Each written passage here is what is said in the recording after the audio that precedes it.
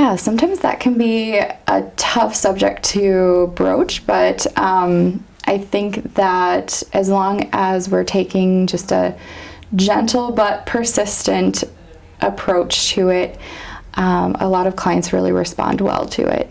And the use of the counseling, the nicotine replacement therapy, and also the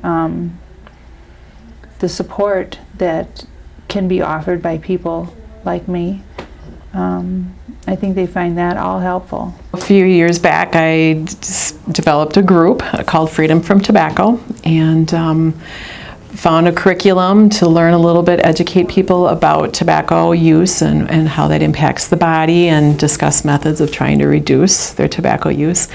And so we went on that journey together, and recently I've learned about the bucket approach to smoking cessation, and I took that training and learned a lot of material and have implemented some of that on an individual basis here. We were introduced to the bucket approach as a program, and I think that really opened a door for us to be a little more persistent talking about smoking cessation goals. It also gave us as clinicians more information about resources that are available not only to us but also to the clients. There are plenty of people that don't want to talk about it, so that's always a challenge. So those that are interested in it, I think with having the curriculum, having the material, it's made a pathway for being able to talk about tobacco and smoking cessation. Just letting the client know that I do respect their choice, and letting them know that they do have resources, we do have strategies to help them, and that we as clinicians are also here to help validate, support, and encourage them. Sometimes in case management situations, if someone says, they're not feeling really good and I know they smoke, or maybe they're having shortness of breath, I might kind of pick up on that and just, ask them if they've ever thought about, reducing or quitting. So to try to find those little nuggets to hold on to grab onto and discuss it further.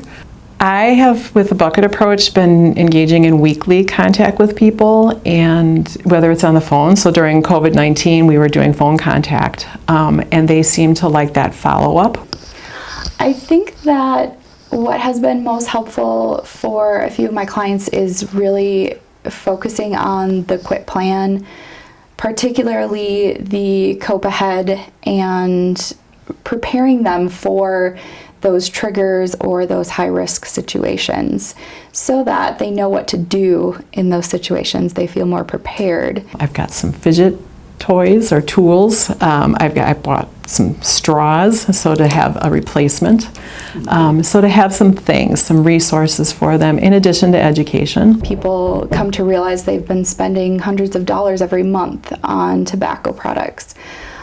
So helping them to just daydream about the things that they can use that money towards. Some people are motivated by some of the financial or monetary incentives that we've been able to provide here. They might be stuck as far as continuing on that journey.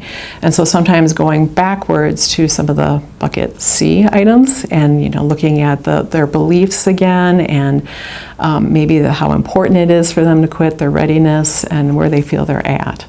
Keeping in mind that any change is difficult, and that especially changing a habit that they may have had for several decades even is something that is going to be challenging, not only for them, but for us as a clinician to find ways to help them be successful this time. When they have gone from 2 packs a day, if they can get down and reduce, to jump off, I call it, from like 3 cigarettes a day, I have seen that as being more successful than the cold turkey method.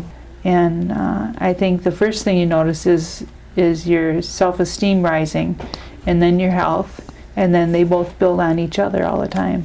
If a person who smokes is trying to help someone to quit smoking, to go ahead and keep doing that. And I think also to try and take the information that they're providing to an individual to take that to heart to themselves. I did have a woman that was co-facilitating the Freedom from Tobacco group with me years ago, and she did exactly that, and she quit smoking, and it's probably been about 4 years. Seeing them use those skills is really rewarding. I see in people when they quit, like their faces look clearer, like they're getting more oxygen, and it almost seems like their thinking becomes more clear and they're more alert. And I think that you shouldn't give up. That, like I've always said, addiction and recovery is not a straight line, and that there are ups and downs, and the perseverance of the people behind the science is important, as important as the people that are trying to quit.